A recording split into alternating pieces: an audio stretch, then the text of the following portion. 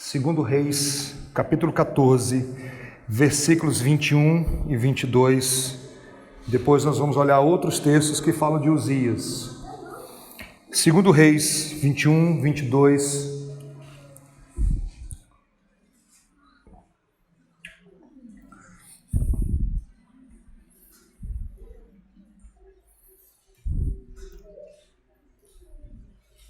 Eu vou passar um vídeo daqui a pouco e você precisa, a intenção desse vídeo é mostrar como a vida de Uzias, a minha vida, a sua vida, ela não basta começar bem, essa é a ideia.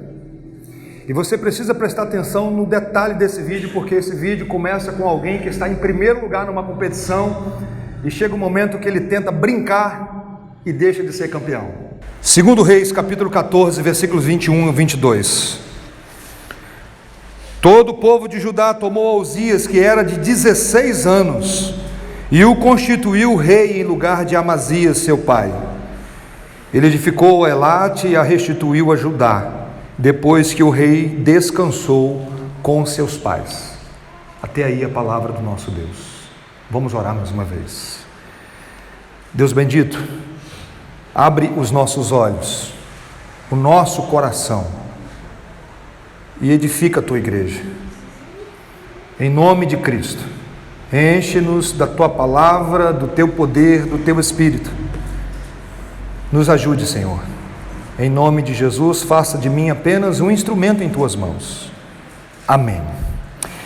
Quero passar um vídeo para vocês. Ele seria engraçado, mas é trágico o que acontece aqui.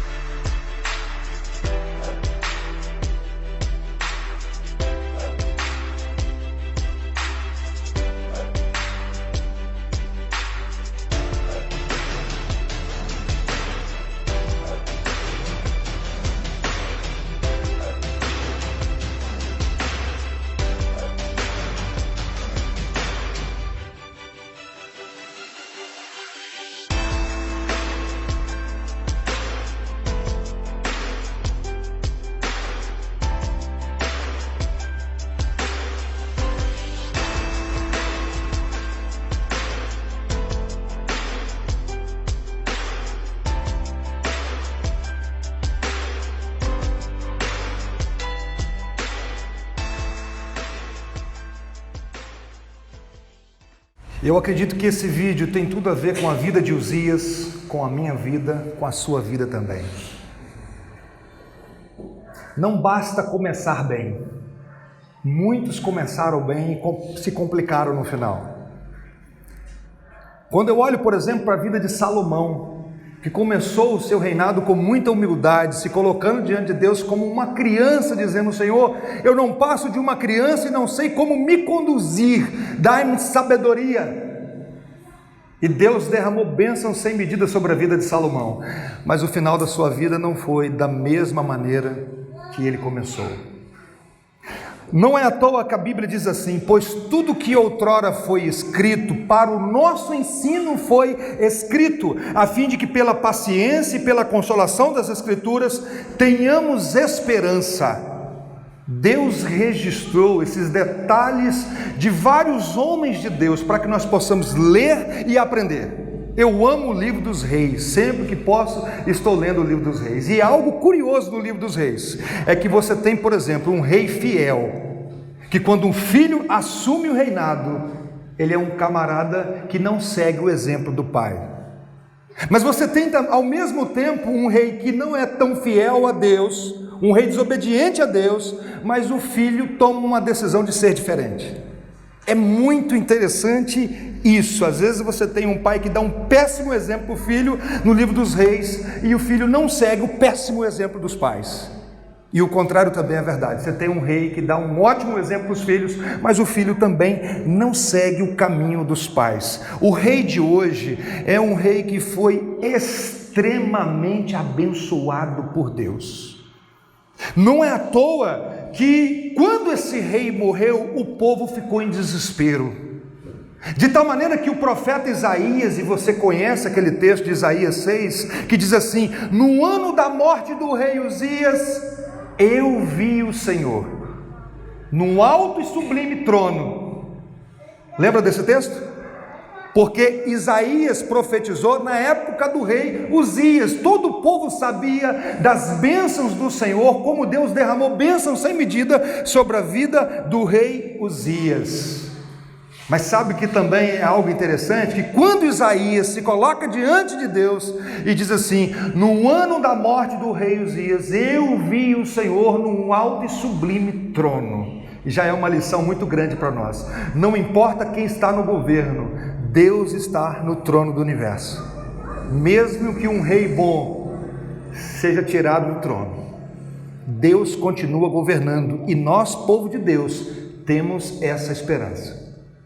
No ano da morte do rei Uzias. Mas quem foi esse homem chamado Uzias que eu falei para vocês? Um homem extremamente abençoado por Deus.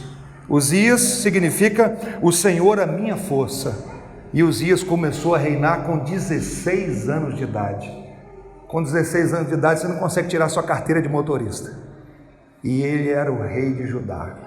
Assumiu o trono no lugar do seu pai. O homem mais poderoso de Judá reinou 52 anos, foi o 10º rei do reinado do sul. Você sabe também, se você já leu o livro de Reis, que o reino se dividiu depois de Salomão. Reino norte, reino sul, Judá e Israel. Ele foi o 10º rei de Judá, e se você ler o livro de Reis, você vai perceber que há sim um destaque sobre o rei de Judá. Não é à toa que Jesus é da tribo de Judá. Há um destaque, a Bíblia vai começando a inclinar nessa direção, e eu gosto disso. Diz a Bíblia que agradou Deus durante os seus primeiros anos. Deus abençoou de maneira muito especial. Uzias derrotou os inimigos de seu pai, os edomitas, os filisteus, os árabes. Foi um grande administrador, um grande guerreiro, edificou cidades, desenvolveu a agricultura e a pecuária. Organizou um exército altamente treinado. Você vai ler isso em 2 Crônicas 26. Uzias equipou o seu exército. Diz a Bíblia que obras de homem perito, uma espécie de engenheiro mecânico. Mas Uzias também construiu torres, era um engenheiro civil também ao mesmo tempo. Construiu torres de vigia, cisternas, porque tinha muito gado. Sabe em que ano? 700 anos antes de Cristo. No dia 9 de janeiro de 1954, a IBM apresentou nos Estados Unidos a primeira calculadora eletrônica. Uzias fez tudo isso sem ter uma calculadora eletrônica nas suas mãos. Por quê? Como ele conseguiu isso tudo? Um rei forte, um rei famoso, um homem que impactou a sua geração. Agora a pergunta que fica: qual a razão do sucesso de Uzias? Qual foi a faculdade que ele fez? Qual foi o curso que ele fez? Quem ajudou Uzias? Quem aconselhou Uzias? Quem foi o seu ajudador? Qual curso técnico Uzias fez? Quem foi o mestre de Uzias? A Bíblia diz assim, leia comigo: propôs-se buscar a Deus nos dias de Zacarias, que era sábio nas visões de Deus. Nos dias em que buscou o Senhor, o que aconteceu? Deus o fez prosperar. Qual é o segredo de Uzias? O Senhor. Buscar o Senhor. É interessante, irmãos, porque parece que eu estou chovendo no molhado. Estou desde a virada do ano falando sobre oração na igreja. Todo domingo, toda oportunidade que eu tenho, eu estou falando sobre oração. Nos dias em que buscou o Senhor, Deus o fez prosperar. Praticamente em cada página da Bíblia, de Gênesis a Apocalipse, a Bíblia vai dizer para nós: buscai o Senhor enquanto se pode achar. Buscai o Senhor, buscai o Senhor. Qual é o segredo de Uzias? O próprio Deus. Porque ele não buscou as bênçãos de Deus, Uzias buscou o Senhor. E nos dias que Uzias buscou o Senhor, Deus o fez prosperar. Eu quero lembrar vocês nessa noite de alguns textos onde a Bíblia vai falar para nós: buscai o Senhor. Por exemplo, buscar-me-eis e me achareis quando me buscardes de todo o vosso coração. Buscar-me-eis e me achareis quando me buscardes de todo o vosso coração. Na escola dominical nós vimos um texto, estamos trabalhando esse texto. Se meu povo que se chama pelo meu nome se humilhar e orar e me buscar. Quantos textos da palavra de Deus o salmista diz: buscai o Senhor e o seu poder, buscai-o perpetuamente a sua presença. Através do profeta Isaías ele diz: buscai o Senhor enquanto se pode achar, invocai-o enquanto está perto. Quantos textos da palavra de Deus dizendo para nós: me busque, gaste tempo comigo. Tem um texto do salmista que diz assim: ó Deus, tu és o meu Deus forte, eu te busco ansiosamente. A minha alma tem sede de ti, o meu corpo te almeja como terra árida, exausta e sem água. Eu te busco ansiosamente. Quantos textos da palavra de Deus, irmãos, dizendo isso para nós: entrega o teu caminho ao Senhor, confia nele, e o mais ele fará. Foi Jesus que disse na última pregação para nós: ora, se vocês que são maus sabeis dar boas dádivas aos vossos filhos, quanto mais o vosso Pai Celeste. Vocês que são maus, vocês não dão pedra quando o filho de vocês pede um pedaço de pão, e Deus. Uzias, um homem extremamente abençoado por Deus, e diz a Bíblia que nos dias que buscou o Senhor, Deus o fez prosperar. Semelhantemente, Salomão um dia pediu sabedoria a Deus, e Deus não deu apenas para ele sabedoria, mas deu riquezas. Eu estou apenas nessa noite lembrando os irmãos, um homem que foi extremamente abençoado por Deus, porque buscou o Senhor, porque colocou isso como prioridade na sua vida, assumindo o reinado em Judá. Ele buscou o Senhor, e como resultado dessa busca, Deus o abençoou de maneira muito especial, e não somente financeiramente, mas um momento muito especial para o povo de Deus. Meus irmãos, nós entendemos isso,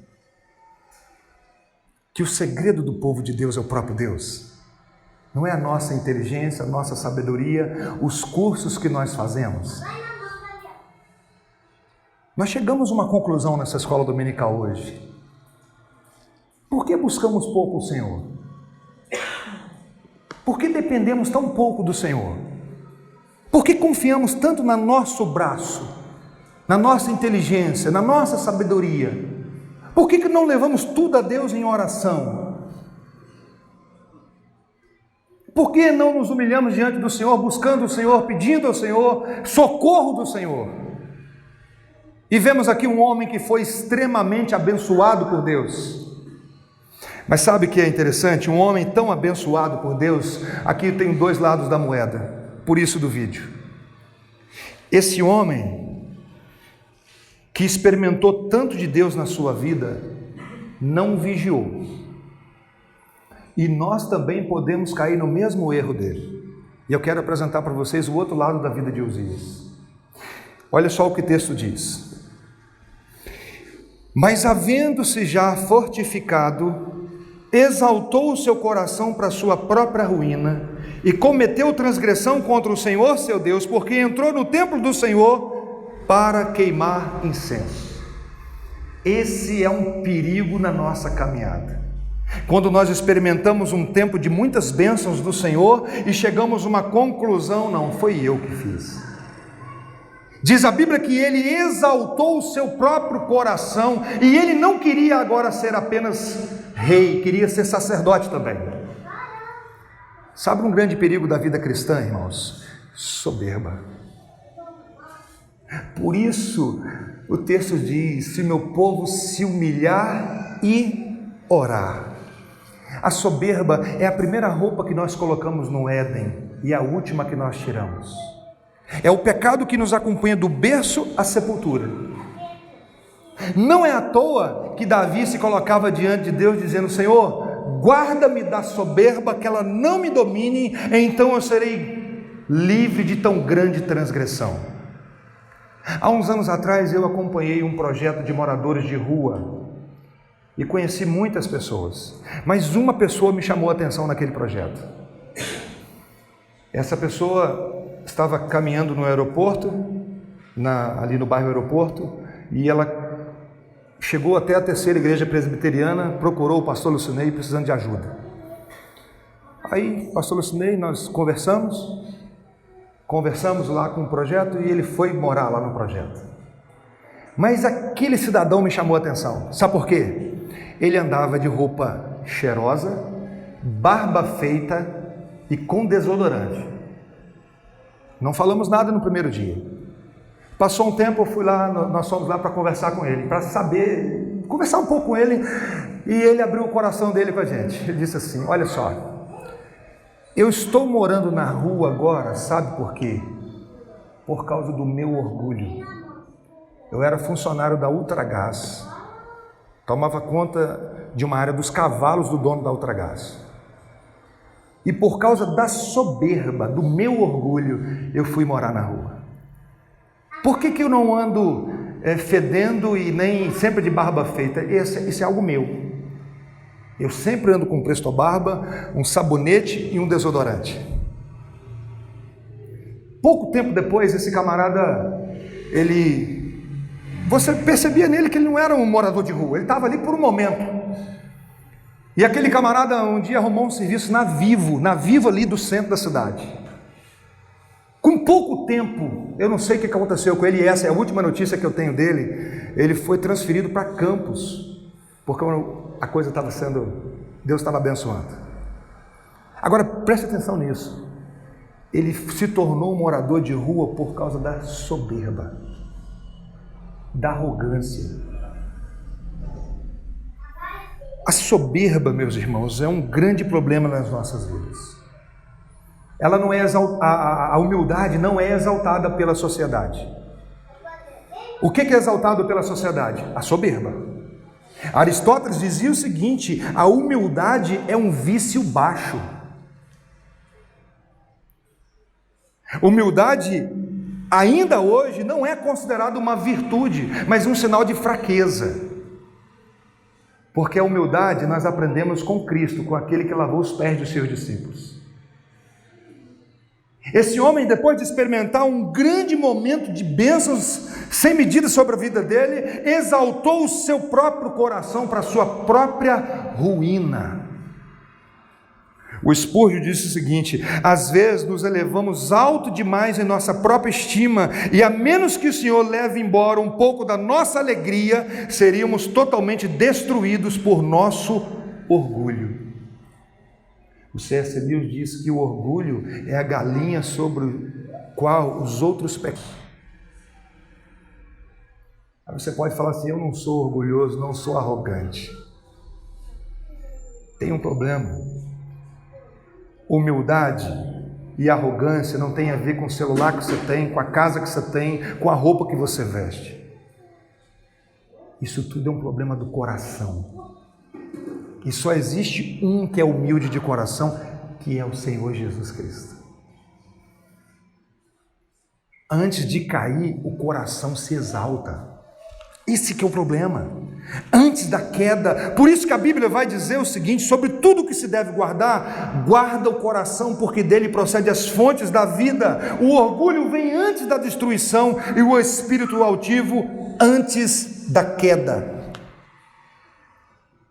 Há uma tendência no nosso coração, depois de experimentar um tempo de bênçãos de Deus, acharmos que fomos nós que fizemos.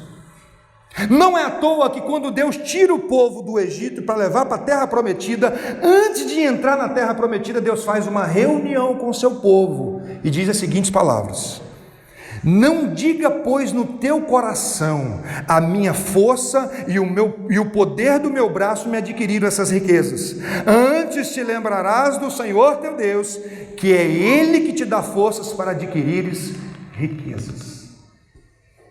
Deus chama o seu povo, dona Geni, e fala assim: olha, vocês vão entrar na terra prometida. Não diga que foi o braço de vocês. Por que Deus falou isso com o seu povo? Por que Deus chamou o seu povo e falou isso? Porque Ele conhece a tendência do nosso coração. Eu estou pregando desde a virada de ano sobre oração. Creio que nós vamos experimentar um tempo de respostas. Ao mesmo tempo, nós temos que tomar um cuidado, e já estamos experimentando, preciso falar isso. Mas precisamos tomar um cuidado muito grande com o nosso coração. Estamos pedindo ao Senhor, batendo a porta: pedir e dar-se-vos-á, buscai e achareis. Há uma tendência do nosso coração de achar que fomos nós. E aqui, irmãos, o texto diz o desdobramento disso, porque a soberba dominou o coração dele, ele perde toda a noção, ele quer entrar no templo e quer oferecer um sacrifício. Aquilo que era específico dos sacerdotes. Olha o que o texto diz: porém, o sacerdote Azarias entrou após ele com 80 sacerdotes do Senhor, e presta atenção no texto: homens de maior firmeza. O rei entrou no templo, queria oferecer. O sacerdote com mais 80 homens de maior firmeza resistiram ao rei Uzias e lhe disseram: a ti, Uzias, não compete queimar incenso perante o Senhor, mas aos sacerdotes filhos de Arão, que são consagrados para esse mistério. Sai do santuário, porque transgredistes, nem será isso para a honra tua da parte do Senhor Deus. O rei entrou querendo oferecer sacrifício. Os sacerdotes disseram o seguinte: olha, os títulos ficam lá fora, aqui não. Não é assim que funciona. Aqui é diferente. Só existe um, que é rei, sacerdote e profeta, que é o Senhor Jesus Cristo. E o Senhor Jesus Cristo disse certa vez: pois o Filho do Homem não veio para ser servido, mas para servir e dar a sua vida por muitos. Porque a soberba toma conta do nosso coração, às vezes esquecemos que somos servos. Esse é o ponto. Um homem experimenta bênçãos sem medida, a soberba domina o coração, ele esquece que é servo e quer passar por cima dos outros. O que me assusta é isso aqui, ó. Leiam comigo: abominável é ao Senhor todo arrogante. De onde? Ué, a arrogância vem de onde? Do coração. E como termina? É evidente que não ficará impune. Abominável é ao Senhor todo arrogante de coração, é evidente que não ficará impune. Irmãos, prestem atenção. Deus resiste à soberba. E porque ele fez o que fez, diz a Bíblia que a lepra saiu, sabe onde? Para todo mundo ver? Na testa. Olha o texto. Então Uzias se indignou, tinha um incensário na mão para queimar o incenso, indignando-se ele, pois, contra os sacerdotes, a lepra saiu onde? Na testa, perante os sacerdotes, na casa do Senhor, junto ao altar do incenso. Você sabe muito bem o que significava lepra no Antigo Testamento. A pessoa era considerada um imundo, de tal maneira que um leproso, quando ele tinha que passar numa cidade, ele tinha que, no início da cidade, começar a gritar: leproso, leproso, leproso, para todo mundo abrir e deixar ele passar. Ele vivia isolado. O rei que foi tão abençoado por Deus, agora sai a lepra na sua testa e ele tem que morar agora isolado até o último dia da sua vida. Que coisa, meus irmãos! O segredo de uma vida abençoada, qual é? O próprio Deus. Buscar o Senhor.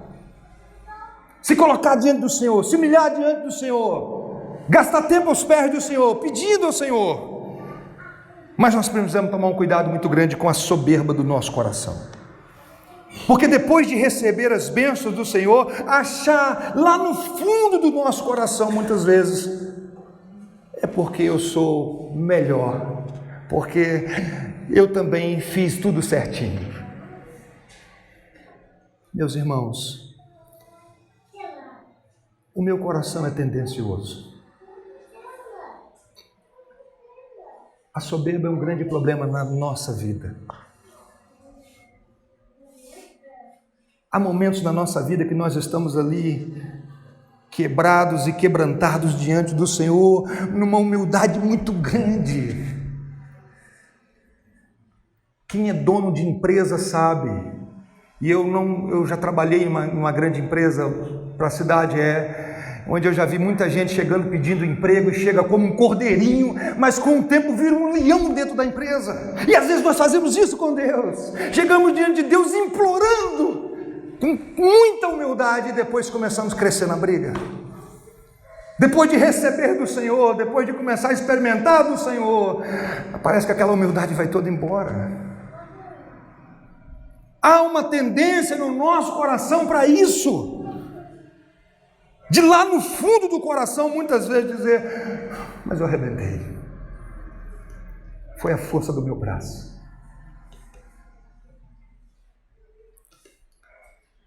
Olha que oração maravilhosa.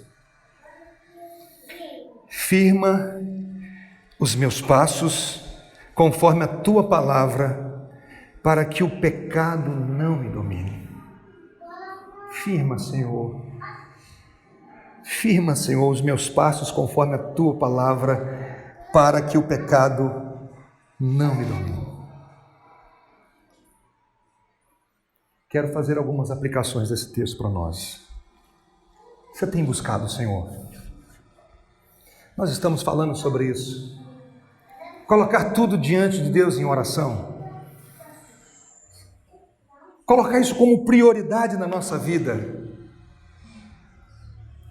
É bem verdade que nos momentos difíceis nós buscamos mais, não era para ser assim, mas essa é uma realidade nossa. Será que é preciso só ventania, tempestade para a gente se humilhar diante do Senhor? Será que não podemos mudar esse quadro, de ter uma vida mais organizada, mais programada para isso, para estar aos pés do Senhor, colocando tudo diante do Senhor em oração? Mas há um perigo também, irmãos, é a soberba. Quando nós deixamos que sobe e nós achamos que somos nós.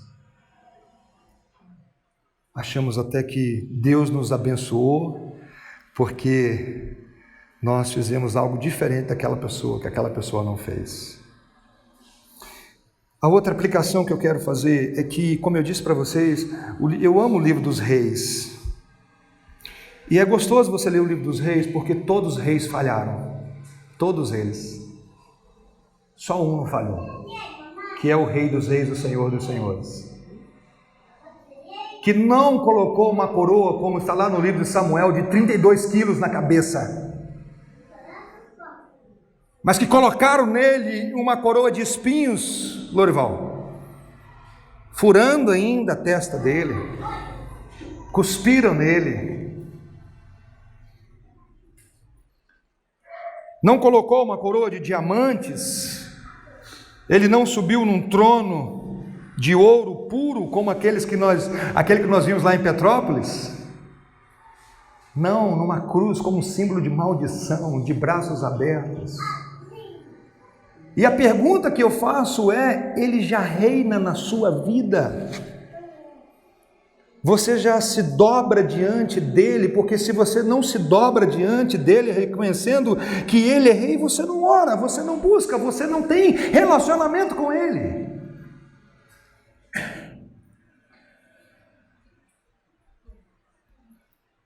Como você se relaciona com o Rei dos Reis? Eugênio Peterson tem uma oração que eu já compartilhei com vocês e termino compartilhando mais uma vez. Eugênio Peterson orou: ó Deus, derrota-me, destrona-me, dobra-me, esmaga-me, submete-me, vence-me. Amém e amém. Vou repetir. Ó Deus, derrota-me, destrona-me, esmaga-me, submete-me, vence-me. É fácil, irmãos, cantar: vem reinar sobre mim, Senhor. É fácil. O difícil é verdadeiramente se submeter às ordens desse rei, quando muitas vezes vai custar para nós até lágrimas, como o Senhor Jesus lá no Getsêmani disse para o seu pai: Pai, se possível, passa de mim esse cálice, contudo, seja feita a tua vontade.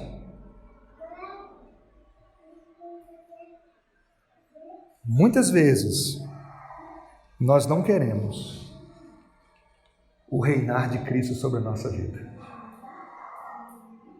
Endurecemos o nosso coração e falamos: a nossa vontade seja feita. Mas como diz o John Piper, Deus pode vencer as nossas resistências. Vamos orar por isso? Se você pudesse colocar de pé.